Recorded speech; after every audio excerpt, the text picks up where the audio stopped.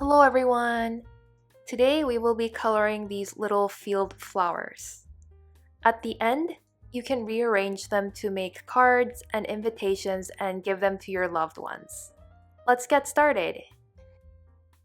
For today's tutorial, I'm going to be using the Sublime Watercolor pack and the mixed canvas that is included in the pack. Everything will be linked below.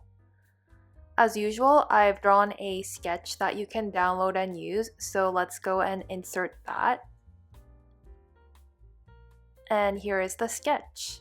This is a really basic sketch. I'm just going to zoom in here, resize it. We're going to be coloring these 5 flowers. They're kind of like field flowers. And we're going to start with this one first. So let's make a new layer so that we can start to color. As for the brush, I'm going to be using the bold rough brush for the entire time. Very easy. And I don't have a color palette today, but you can just pick out a very light pink first. That one's a little too bold, so I'm going to go a little lighter. Let's test that out. So you'll want to fill in the entire flower with this color.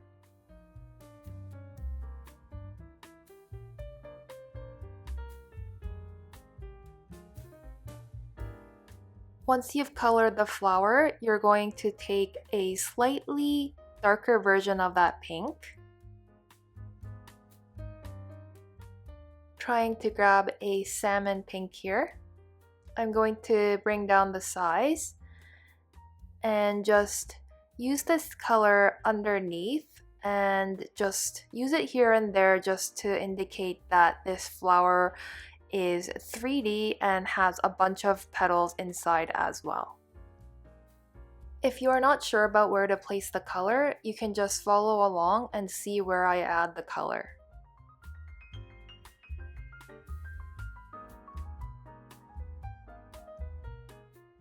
And then you can grab the basic blender and just blend these strokes so that they're not so harsh. Once that's done, we're going to make a new layer. And using the same color, we're going to add more color to some of the areas that may look a little bit more darker. So the center of the flower and the bottom. Even though we're using the same color, it shows up more deeper when we use a new layer on top. As always, you can blend it out to make it look more soft. Once the flower portion is colored, you can turn off the sketch layer to see how it looks like. That looks pretty good and looks like real watercolor. I'm going to turn the sketch layer back on and merge these two layers together and make a new layer on top and start to color the stem. I'm going to pick out a very light green and just trace over the stem.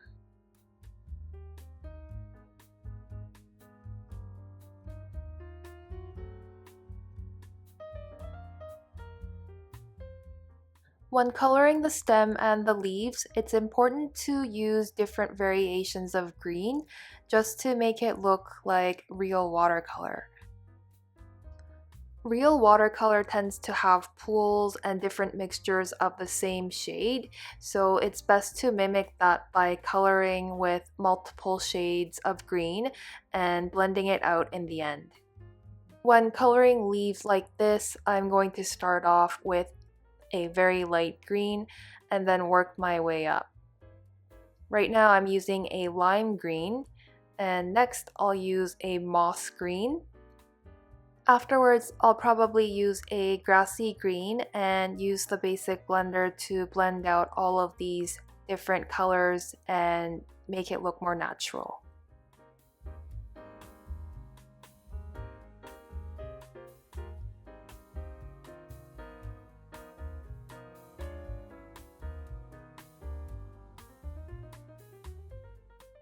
You don't have to blend out every hard edge or overlap here.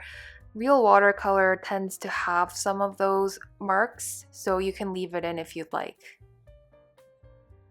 Now the flower is done. Without the pencil marks, it looks pretty good. The coloring method that we just used right now is how I'm going to color the rest of the flowers. I'm just going to merge the stem and the flower together and make a new layer on top and start to color the next flower. I'm going to color the stem first, so using the same light green that we used, just go over the stem like this. Then you can get a light blue and start to fill in the petals. I'm just going to fill in the top of the bud or a petal and get a darker blue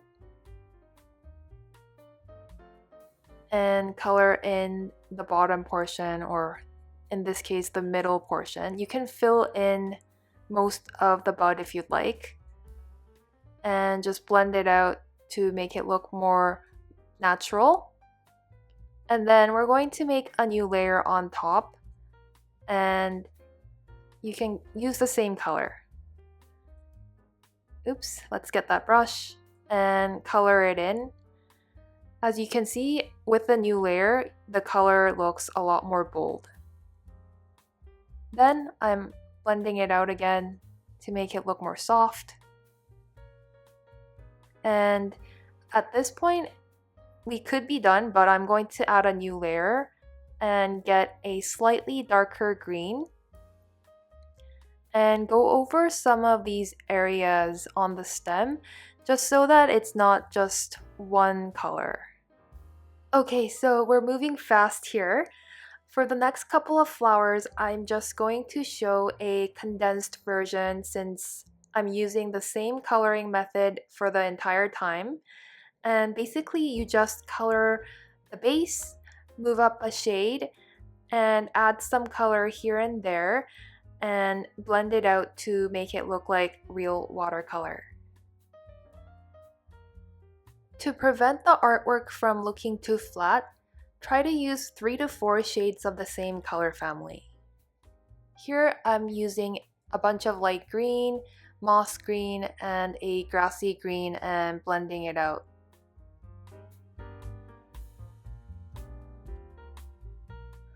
Although I'm using a light blue here, you can use whatever color you like. Just make sure to color with the lightest shade first and then move up.